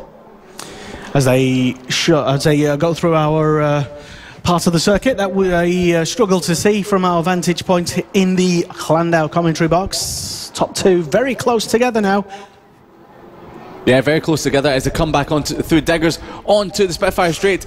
We've got Josh Bannister using a lot of track, looking up the inside of Kyle Payne and late on the brakes, but it's still Kyle Payne who's a little bit later, and in 5th spot we had Ryan Hitchcock very late on the brakes, trying to make up a lot of ground, the number 43 rider there. And as they come in the final lap, I say they were bridging the gap from 2nd to 3rd, but extending the gap, they're actually bridging the gap. So it looks like Harrison Crosby has closed the gap a little bit on Josh Bannister and Kyle Payne in the top 2 there. So it's great battles all the way down the field as we look towards the bottom end of the top 10. We've got Ollie Walker, Clayton Edmonds battling out for 8th spot there. We've also got a fantastic battle between Jimmy Parker, Harrison McKee, Taylor Stewart Campbell and Ollie Horner, all battling out for 11th spot. So there's 4 riders there, all and with a chance of getting that 11th spot, or if something happens to one of the other riders, maybe getting a top 10 as the leaders come down towards the final turn once again. And it was Josh Bannister looking up the inside of Kyle Payne, but holds back a little bit. Kyle Payne still holding lead as they come across the line with 7 laps to go of this race. Lucas Brown over the line and losing a spot, got into the timing to the advantage of Ryan Hitchcock, who's moved up to 4th place according to our timing screens. And yeah, Kyle Payne, it looked like on the previous lap getting a bit of a wobble coming out of the penultimate corner, and that's why there seemed to be a bit of a challenge for the lead by Bannister, but they are due to re-enter our field of vision any moment now. And well, the gap on the last lap was less than 1/10 of a second between the top 2, and now it looks like a battle between the top 5 again. Yeah, it looks like Josh Bannister has got into the lead of the race. He has done as he head down to Raymond's hairpin. So he's got the lead of the race further around the track somewhere, and kind of build a bit of a gap ahead of Kyle Payne. Come across start finish line. It is Josh Bannister ahead of Harrison Crosby. 7/10 of a second he's pulled out in that one lap after he got the lead of the race. Kyle Payne has dropped back down to 3rd spot, so he's lost 2 positions on that previous lap there, Leicester. Yeah, Harrison Crosby and Kyle Payne crossing the line almost neck and neck, really, on that last lap. But it's Harrison Crosby up to second position and best time. Yeah, just looking at the bottom of the circuit there was a couple of riders side by side going into one of the corners. The vantage point we can't see through the motorhomes and the caravans, so it looked like there was a bit of ding-dong battle going on through the bottom end of the circuit there, and the leaders are coming back onto the home straight, and it looks like Harrison Crosby is bridging that gap back to Josh Bannister in second spot. So the top 5 are closing back up again. It's a bit like a yo-yo effect. If one pulls away, one closes back up again, so it's a fantastic battle going on there. Now if you think you might see a Jorge Lorenzo type number plate out there, it's actually Harrison Crosby. It's not 99. Oh, I was getting mistaken for that. That's 69. What it was. Yeah, I was getting mistaken as well, so I just confirming that for anyone else that might have been getting mistaken by that as well. Exactly. So yeah, fastest lap on the last lap by Ryan Hitchcock. He has just slammed in a 50.589 second lap, and he's trying his best to get past Kyle Payne, who is currently in third. Ryan in fourth at the moment, as the top 5 still glued together as they come back onto the back straight. Yes, we've got Ryan Hitchcock dropping further back. Kyle Payne, sorry, dropped further back. We've got that's Lucas Brown up the inside, late on the brakes, backing in a little bit. Fantastic move there, but he's dropped back to 5th spot. So coming across the line, Kyle Payne, Lucas Brown. It was a great wee battle there. Lucas Brown did manage to hold the advantage for a mere couple of seconds ahead of Kyle Payne. Mason Johnson and Sullivan Moundy battle out for a 6th spot there. Ollie Walker 8th, Clayton Edmonds still in 9th, and Ronnie Harris still holding 10th. But further down the order, still a fantastic battle going on between Taylor Stewart Campbell, Harrison McKay, Ollie Horner and Jimmy Parker, all battling out for the 11th spot. I say that Taylor Stewart Campbell has just got ahead of Harrison McKay further around that lap there, so they're definitely going to be scrapping out for the rest of the race as they come back onto the Hangar Straight, or the Spitfire Straight as you want to call it, and the top 3 have pulled a bit of a gap ahead of 4th and 5th. Round the outside once again. He's down. He's down. That's Lucas Brown. He's gone down. He was too late on the brakes there, too hard there. So once again, he's up. He's okay. He's picking the bike back up. So fingers crossed he can get back in the race there. He has done. So he'll be coming across the line if he can get the bike started again, just outside the top 10. So that just leaves 4 battling out for first to 4th, and they're coming through the bottom end of the circuit, and it's still Josh Bannister in the lead of the race, Lester. Not sure if he perhaps sort of scared himself into having a bit of a spin, because the guy in front of him almost touched wheels with the I think it was the 2nd place rider as well, but the top 4 close. Yeah, we've just had a change of the lead, Leicester, going into the Dell. I think that was Harrison Crosby getting ahead of Josh Bannister. It was, so Josh Bannister looking back up the inside into Raymond's, does hold back a little bit, so it's still Harrison Crosby in the lead of the race as they come across the line. With 2 laps to go, we're on the penultimate lap, and now this is going to be one that's going down to the wire. Well, let's hope so. That's what we like, a grandstand finish here at the CoolFABRacing British Mini Bikes Championship, and yeah, the top 4, as you say. Shame it's not a top 5 grandstand finish, but still lots of battling all the way through this field. Still, the other closest gaps further down the field, Mason Johnson and Sullivan Mounsey having a pretty epic battle for 5th place at the moment, as is Ollie Horner and well, Harrison McKay over the line with less than half a second between them. That's for 12th place. Yeah, the leaders have come onto the back straight once again. Josh Bannister looking up the inside. Once again, he's not late on the brakes enough. It's Harrison Crosby still holding that gap as they come through the final turn to approach the final lap of the race. Josh Bannister up the inside into the hook, and he's done it. But we've got a fantastic manoeuvre there by Josh Bannister. Took the lead, but Harrison Crosby wasn't giving up. He rode around the outside and held the lead through the second part of the hook chicane. This is a fantastic battle, Lester. We're going to see this go all the way to the final corner. You've got to be very careful by taking the I think you've got to line up the move a few corners before, i.e. coming out of the last corner. Pass. No, Josh Bannister looked up the inside of Harrison Crosby at the bottom end of the circuit, but once again Harrison Crosby did chop his nose off. So to come onto the Hangar Straight for the final time, or the Spitfire Straight as you want to call it, it looks like Harrison Crosby does have a bit of an advantage, but once again Josh Bannister looking around the outside. We've got a move for 4th spot. Kyle Payne up the inside of Ryan Hitchcock, ran a little bit wide. Ryan Hitchcock sets it back up, but once again it's Harrison Crosby across the line, taking the win ahead of Josh Bannister by only 0.05 of a second. Ryan Hitchcock in third spot. Kyle Payne just missing out on taking the final podium position. Sullivan Mounsey and Mason Johnson come across the line side by side. Sullivan Mounsey in 5th, Mason Johnson 6th. We've got Ollie Walker coming across the line in 7th, Clayton Edmonds in 8th spot there. Great ride by Clayton. Ronnie Harris in 9th, and Taylor Stewart Campbell could be coming across the line in 10th spot, but he's in a bit of a battle for the bottom end of the top 10 at the moment. So there's a few riders coming around the circuit, and it looks like we've had one of the riders just having a... So Taylor Stewart Campbell comes across the line in 10th. Lucas Brown has dropped even further down the order after he had that wee off. There seems to be something wrong with his bike. So Lucas Brown comes across the line in 14th, Ollie Horner in 11th, Harrison McKay in 12th, Jimmy Parker 13th, Lucas Brown 14th, and Finnan Wedity in 15th. This has been the race 2 for the mini GP50, a fantastic battle. Great battle throughout the entire race there, all the way down to the wire. We are live radio streaming all online, all over Facebook, Twitter, Twitch as well, YouTube, so you can catch us there. This is CoolFABRacing. You can catch us on CoolFABRacing.com. We will be back right after this. CoolFABRacing, the official BSB partner series, and on the road to MotoGP.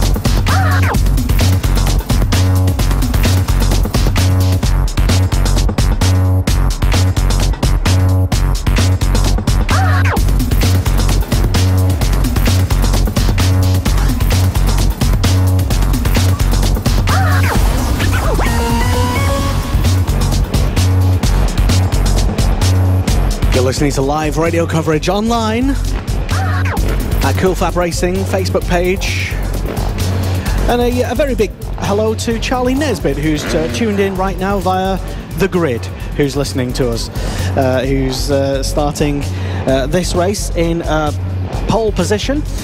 This is the Extreme 200s class. Charlie Nesbitt goes from pole position. Richard Holmes Williams will be lining up on 2nd place. In 3rd place is an empty grid slot. It is due to be Richie Turner, but he's not there. Love the sound of these brilliant pit bikes thundering off the start. And Brandon Perrell will start in 4th place, or 3rd by default, by the way of Richie Turner not being there. Cam Harris due to start in 5th place. Josh Ingram in 6th place. Matthew Bolsover in 7th. Jay King in 8th place. Harvey Claridge in 9th. Blake Ansell. I wasn't paying attention to seeing if he was on the grid, but he is due to start in 10th place. Taylor Lawrence in 11th, Felix Hearn in 12th, Liam Fairbrother in 13th, Sean Whittaker in 14th, and Ian Jackson due to begin this race in 15th place. And the race number 1 yesterday saw Charlie Nesbitt beat Richard Holmes Williams from Josh Ingram. They were the top 3. Well, what will happen this race, Liam? Not sure. It looks like Charlie Nesbitt could be once again dominant. He was dominant towards the end of the race, but Richard Holmes Williams did hound him down for the first few laps. But Blake Ansell Leicester is actually out on track at the moment. He has been having a couple of big problems today, so fingers crossed it holds together, because he's been one. In actual fact, looking outside, he's not on the grid, so he has been having those big troubles, and he's not out on the grid. 10th spot where Blake Ansell should be is not been filled up by him, so we're missing a couple of people from the grid. We're missing Richie Turner in 3rd and Blake Ansell in 10th spot, so fingers crossed they can get back out on track a little bit later on. But at the head of the grid is Charlie Nesbitt ahead of Richard Holmes Williams. The green flag is going to go up any second now. It's up. and it's down, and Charlie Nesbitt pulls it back, but really off the start. He gets a fantastic start ahead of Richard Holmes-Williams, and we've got Brandon Pearl into third spot. The yellow Pearl is in third, so Charlie Nesbitt leading the way at the moment ahead of Richard Holmes-Williams. Richard Turner is not there. It's Brandon Pearl, Cam Harris in fourth, and Josh Ingram in fifth spot there. So it's a bit of a rivalry going on between Brandon Pearl and Josh Ingram. They both want to really beat each other. We had Josh up here, we had Brandon up here in the commentary box yesterday saying that he wants to launch one down the inside of Josh Ingram on the final lap if he finds him ahead of him at any point this weekend. So we'll see if that holds up. But coming round onto the hanger straight for the start of the final, for the first lap, Charlie Nesbitt looks behind him, finds he's got Richard Holmes-Williams all over the back of him, backing it into the final turn is Charlie Nesbitt, still holding the line as come across to complete lap number 1 is Charlie Nesbitt holding the position ahead of Richard Holmes-Williams, Brandon Pearl in third spot, Matthew Bolsover in fourth, and Jamie King in fifth. A very good start, Leicester, by Charlie Nesbitt and Richard Holmes-Williams. It was Brandon Pearl who got the fastest first lap, albeit, yes, it was the first lap, and Charlie Nesbitt and Richard Holmes-Williams almost side by side going into the final corner on that first end of the first lap. But as they come back into our field of vision, they are pretty much still nose to, or fairing to fairing, and yeah, it's definitely hotting up, especially as well for the fight for third between Bolsover and Pearl as well, and side by side into the final corner. It's close. Charlie Nesbitt look behind him coming onto the final straight. He's popping some wheelies as he's coming across the line in second, but it's Richard Holmes-Williams in first spot there. I think Charlie Nesbitt's just having a bit of fun out there, just popping wheelies, looking behind him, back into the final turn. Is he really taking it serious there, Leicester? I'm sure everybody is taking it very, very seriously, especially when Charlie Nesbitt, he's been known to start races from the back of the field and come through to win the races. Well, he's up the inside of Richard Holmes there. I think he just pushed him wide. I think he's back into the lead of the race. Sorry to cut you off there, Leicester, but it looks like Charlie Nesbitt might be back into the lead of the race at the bottom end of the circuit, and he is. He's pushed Richard Holmes-Williams a little bit wide, so he's back into the lead of the race as they come through onto the hanger straight. Apologies about that. I was looking at the wrong battle there. There's Richard Holmes-Williams still ahead of Charlie Nesbitt. I was looking for the battle for third and fourth. It's Brandon Pearl and Matthew Bolsover. Round the outside, Matthew Bolsover just misses out. Brandon Pearl still in third spot there. Yeah, Pearl was down to fourth coming into the final corner, but he got a better run out of the last corner to retake his third place, and no change up front yet. Charlie Nesbitt, apart from the fact that he's done the fastest lap, still in second place, chasing down Richard Holmes-Williams. 0.2 of a second advantage Richard Holmes-Williams has at the moment, but that will surely change if Charlie Nesbitt has anything to do with it. Yeah, they're catching a couple of back markers. It is Charlie Nesbitt in first spot now, so he's gone past. Yeah, he's got past Holmes-Williams somewhere around the circuit there. So as they approach the back marker, it's number 27 of I think it was Josh Ingram. We've had someone they've caught there. It might be one of the back markers. So Charlie Nesbitt has just been caught behind him, but he probably will get past him very, very soon. Coming across the line, it's still it's Matthew Bolsover ahead of Brandon Pearl. I'm not sure if something's happened to Brandon Pearl further around the circuit. He's disappeared. Yeah, he's dropping down the order. Jamie King's moved up to fourth. Harvey Claridge is in fifth spot. Ian King sixth. We've got Taylor Lawrence in seventh spot. Felix Hearn eighth. Liam Fairbrother in ninth spot. So Brandon Pearl has been off, or a bike issue has happened to him somewhere around the circuit. I can't see any yellow flags at the moment, so maybe he just pulled into the pits with a bit of an issue, Leicester. Yeah, it looks like the 146 of Brandon Pearl is still going, so whatever the problem was, he's back on his bike, and he's being caught now by the lead pack. Yeah, so he's had a bit of an issue somewhere a couple of laps ago, but he's back in the race. That's all that matters. But he is in 12th spot. Charlie Nesbitt still holds the lead of the race from Holmes-Williams. We've got a battle coming down into the final turn for the bottom positions of the top 10 at the moment. It's Jamie King and Harvey Claridge battling it out there, so watch out for Harvey Claridge. Is looking very menacing behind Jamie King coming into the final corner.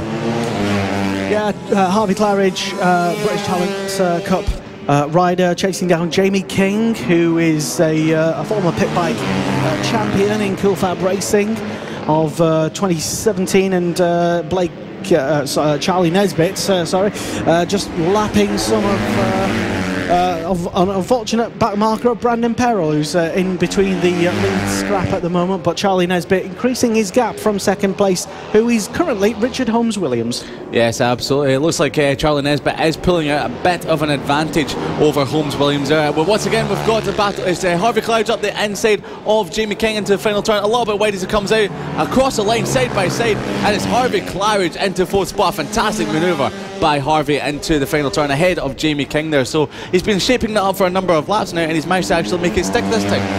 Yeah, it did look like they were shaping up to have a little shuffle of positions, but potentially I think Harvey Clare is just biding his time, waiting patiently to mug Jamie King, and that's exactly what he did. Yes, absolutely. And as we'll look back to the head of the field at the moment, Charlie Nesbitt has opened up a 1.6 second advantage. He was a full second faster than Holmes-Williams on the previous lap there. Matthew Bolsover is sitting pretty in third at the moment, all by himself, a lonely ride, but I think he'll be okay with that since it is third spot. A great battle going on between Harvey Cloud, Jamie King and Ian Jackson for fourth spot there, so it's a very tight battle there. Harvey Cloud across the line, Jamie King sixth, and Ian Jackson coming across just a couple of seconds further back. Taylor Lawrence, so it looks like he's holding stationary a couple of seconds further back from him, so could be closing the gap if anything were to happen, anything messy were to happen in that battle for fourth. Charlie Nesbitt just coming out of the final corner now, popping a wheelie across over the line, and the gap is increasing. It is now 1.9 seconds back to second place Richard Holmes-Williams, with Matthew Bolsover further back. He's not yet crossed the line. He is in third place, or he was in third place. Yeah, he's just coming along the back straight at the moment. There's quite a way back. Quite a way back, absolutely. There's a top class of Charlie Nesbitt and Richard Holmes-Williams, and then the rest. But we've got a move from Ian Jackson up the inside of Jamie King into the final turn, and he runs a little bit wide coming at the corner, but across the start finish line, side by side, and it's Ian Jackson ahead of Jamie King into the across the line to start the next lap. So he's moved up to fifth spot ahead of Jamie King. So that's a great wee battle for fourth. Charlie Nesbitt backing it in sideways in front of a back marker into the final turn. Looks at him, pops a wee wheel across the line, and that's him completing another lap. He's just having a bit of fun out there, Lester, isn't he?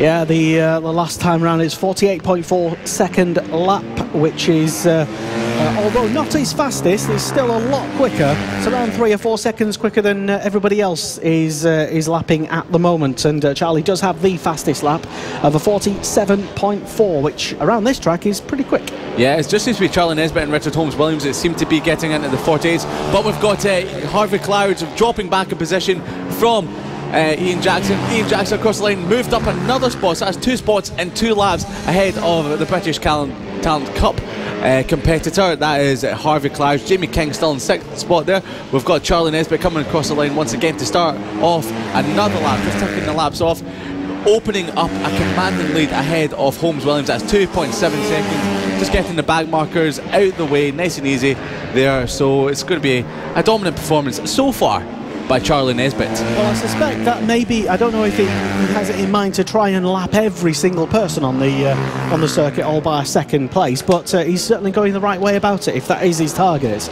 It looks like it might be his target. I'm just looking back to the battle between third and fourth. It looks like Ian Jackson, who's now got into fourth spot, is slowly catching Matthew Bolsover for third spot. I'd say it's catching, there's still about a 2 second or 4 second gap between them, so with only 2 laps to go, that's going to be a hard task to try and manage.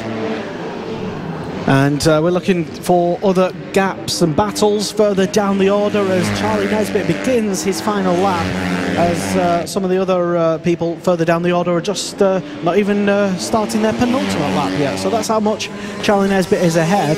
Now we're looking at Richard Holmes-Williams, and he's closed the gap down to 2 seconds on the penultimate lap there, so maybe we might get a fight in our hands, but I just believe that maybe Charlie Nesbitt has backed it off very slightly, got on some back markers on the previous lap as well. So looking around the bottom end of the circuit, Charlie Nesbitt has opened up the gap once again at the top of the standings. The field has sort of opened out once again. We've got Harvey Cloud and Jamie King coming through the final turn for 5th and 6th. There's a bit of a battle there, but that seems to be the only one at the moment. As we approach the final turn, it's going to be Charlie Nesbitt as he backs it in very nicely over the line, pops a wheelie. Charlie Nesbitt takes the race win at the race 2 Extreme 200s. Richard Holmes-Williams takes second spot, and we're going to have to wait a while for Matthew Bolsover to come across the line in third position. He approaches the Dells chicane at the moment, and he's making his way onto the back straight. So here comes Jamie Pearl across the line. He will be taking, Brandon Pearl, sorry, he will be taking 12th spot just behind Josh Ingram. So nearly got him there, so something did happen to Josh Ingram on the circuit the final couple of laps there. But looking further back, we will have Matthew Bolsover approaching the final turn for the final podium position. He comes across the line now, and a well-earned podium position by Matthew Bolsover. He looks very happy with that. Ian Jackson did start closing the gap towards third spot. 3.7 seconds in the line. Harvey Claridge just holds off Jamie King for 5th and 6th. Taylor Lawrence comes across the line in 7th, and then Felix Hearn was 8th, Cam Harris in 9th, and we've got Liam Fairbrother in 10th spot. Josh Ingram 11th, Brandon Pearl, the yellow Pearl, in 12th, Sean Whittaker 13th, and Blake Ansell unfortunately did not start the race, as did not Richie Turner. So fingers crossed they will be able to get out for race number 2 of the day and race number 3 of the weekend. So just remember, the Extreme 200 race 3 will be happening at 3:55 p.m. So once again, it was Charlie Nesbitt, Richard Holmes-Williams, Matthew Bolsover, Ian Jackson, Harvey Claridge, Jamie King in 6th, Taylor Lawrence in 7th, Felix Hearn in 8th, Cam Harris in 9th, and Liam Fairbrother rounds out the top 10 for the Extreme 200 race number 2. Thank you very much, Liam Hodgins, for calling that brilliant, epic race. Well, it almost ended up as a bit of a procession for Charlie Nesbitt, but not quite. Richard Holmes-Williams doing good, only finished 3.4 seconds behind, I think. A big hello to everybody tuned in live online, to Gina Bewley. Apologies, I keep messing your names up, everybody. It's what I do. Hello to James Ansell, who's tuned in on his way to Spain at the moment, I believe. So he's helping Max Cook out there at the moment. Don't know if he's might be listening on the plane or something, I suppose. But Steve Long been on, and hello, tuned in anyway, as we get ready for the final race before we go to lunch, which is, and we've saved the best to last, which is the Mini F1 sidecars. And for this race, we are joined by fellow Mini F1 sidecar competitor, albeit without a passenger. It's Russell Morgan. Albeit without a bike. A bike even. So explain then why you're not out there today. Basically, I had engine problems yesterday morning, and there was just no point in trying to fix the motor in time to actually run for this weekend. So it's all been arranged now for Red Lodge in 4 weeks' time. Fair enough. That's good. And you only live 10 minutes down the road? I live about 10 or 11 miles from here, so it's pretty simple for me to travel back and forth every day. So I'm sleeping in my own bed. That is a rarity, as the number 44 sidecar has a bit of trouble. That's Mick Lee not seeming to able to get that going. Yeah, having trouble selecting his gears. Sorry, Lester, he's having trouble selecting his gears. Oh, is that what it was? Yes, indeed it was. It sounds like they've got it started now, and they do, so that's a bit of a shame of third place on the grid, but it's only the warm-up lap, so we've got the running order there. So just a quick reminder of yesterday's top 3. It was Jack Walters ahead of Mick Williams and Mick Lee. Yeah, a rare defeat by Jack Walters of Mick Williams, and well, can he do it again in race number 2? Because Mick Williams will start on pole position for this race. Jack Walters will get away from 2nd place. Mick Lee in 3rd.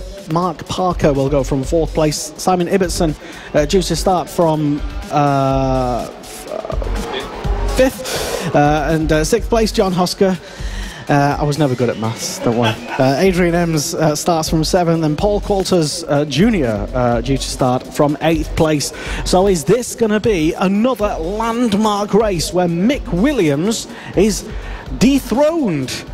Can I just interject there? Apparently, I was talking to Mick earlier on, and apparently his bike found a false neutral of some sort. It leapt off the line and then stopped driving.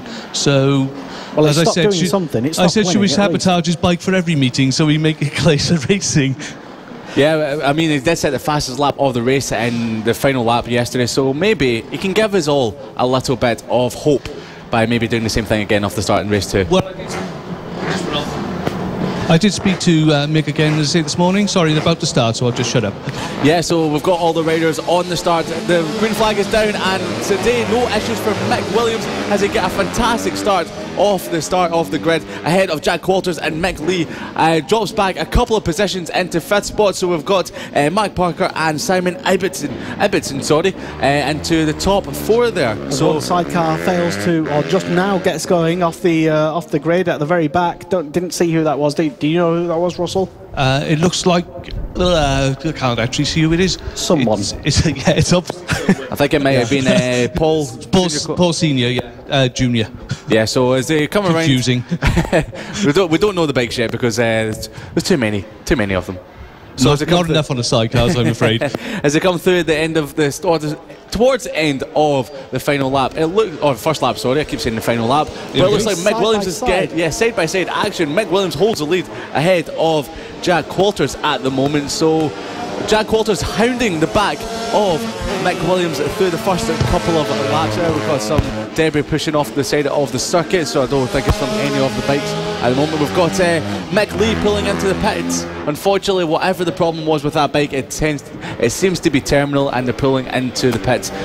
So fingers crossed they can get back out for race number 3 later on today. So how's that looking, Russell, so far at the start of this race? Well, it's looking pretty good to me. It's a shame really that Jack couldn't stay in front for a couple of laps. Unfortunately, Mick got past him in the long straight. Obviously he's got slightly more power, which is a shame really, because I mean Jack is giving him a good race. Yeah, he's got a good run onto the back straight at the moment, down towards Raymond's hairpin, but it looks like Mick Williams does have a couple of bike lengths advantage. He does, so it's going to be quite difficult, Russell, for Jack to actually make up ground. Yeah, I don't think he's going to be able to make it back on Mick now, mixed into a bit of a rhythm. We do have Mark Parker in 3rd place, but we got Mick Lee is pushing to get into a 3rd, so I can see Mick Lee getting past Mark Parker. If not this lap, definitely the next one. Yeah, I did say that Mick Lee pulled into the pits, but in actual fact it was John Hosker, so Mick Lee is still in the race, so whatever happened at the start there doesn't seem to be too much of a problem there. So apologies to Mick Lee for that one there. But you said Mick Williams does have a bit more power in his car than... I don't know that he has actually, or if it's just, maybe a bit lighter sidecar rider and a bit lighter rider. It can make so much difference. You're restricted to 26 brake horsepower. So the lighter the weight, obviously the faster you can go. So the more you can shed off the weight is obviously going to be a lot better for the riders. I'm on a big diet, mate. and preparation for round at number 2 in a few weeks' time. But as they come across the line, it's going to be Mick Williams who's opened up a bit more of a gap.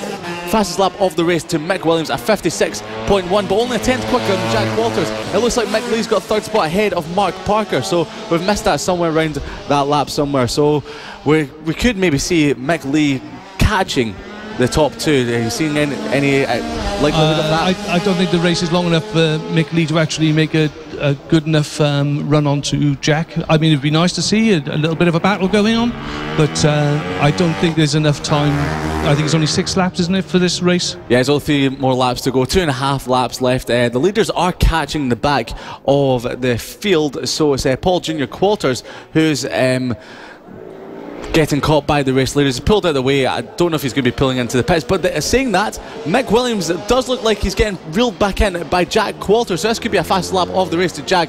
A bit of sideways action from Mick Williams coming through at the final turn across the start finish line there, and it's they've both had quite slow laps, a 57.1 to Mick Williams and Jack Walters at 57.0, but the gap has come down to 8/10 of a second.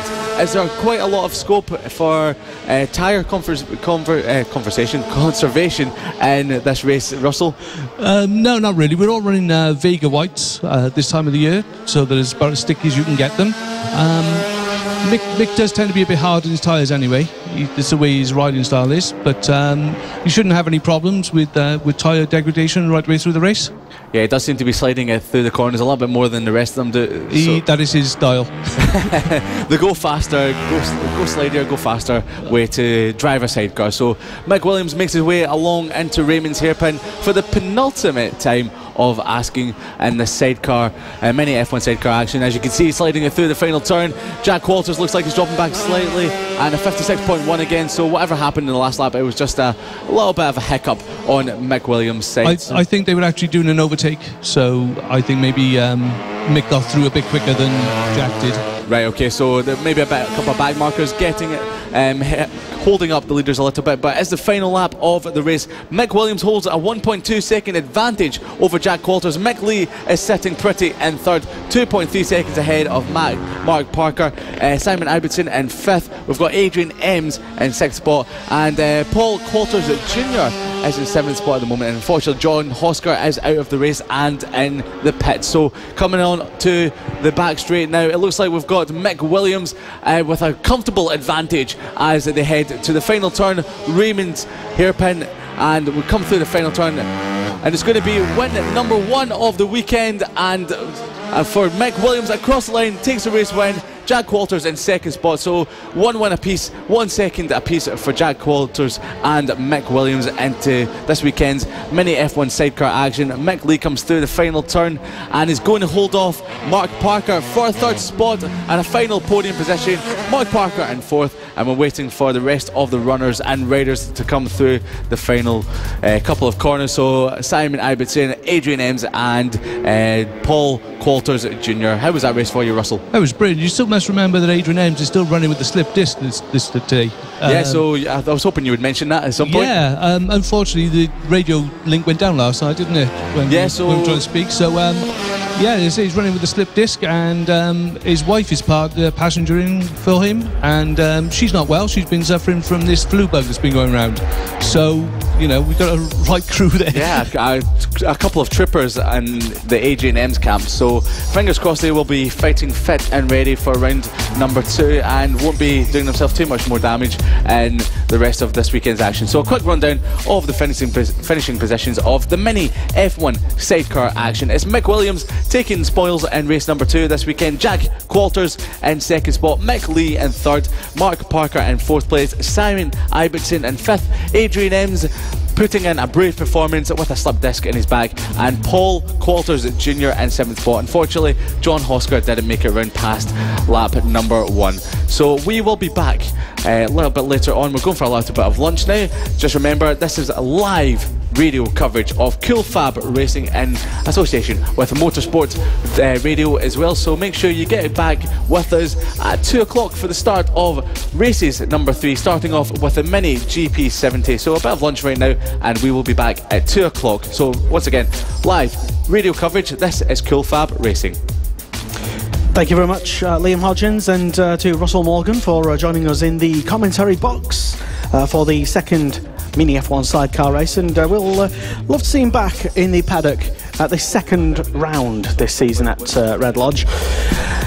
So this is live racing action all season long, and we will just pause now for lunch, as we have lots more racing action still to come. When we come back at 2 o'clock live online and here at the paddock at Llandau at the South Wales Kart Circuit, we'll begin with the Mini GP70's final race of the weekend, followed by the AC40 Pros, Pit Bike 140 and Moto teams, and Junior LC40 Elites after that. So we'll hopefully be joined once again by Blake Ansell later on commentary. And Liam, well done this morning. Good job, just have to say that. Oh, thanks very much. It's been a strenuous morning, but I've been enjoying it so far, and well, it's only weekend number 1. There's another 7 to go after this one, and I'm looking forward to continuing on this amazing journey of CoolFABRacing and joining you and of course Chris not over yet. McCartney and Ed Hocknell in the commentary box throughout the season, and of course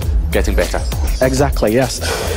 So we will be back. Thank you very much for tuning in. Thank you very much to everybody's comments who has flooded in on our various live streams that we've had so far. Thank you very much, and do share the next stream, because I get the feeling that the next round of races might be the best of the weekend. We'll be back shortly.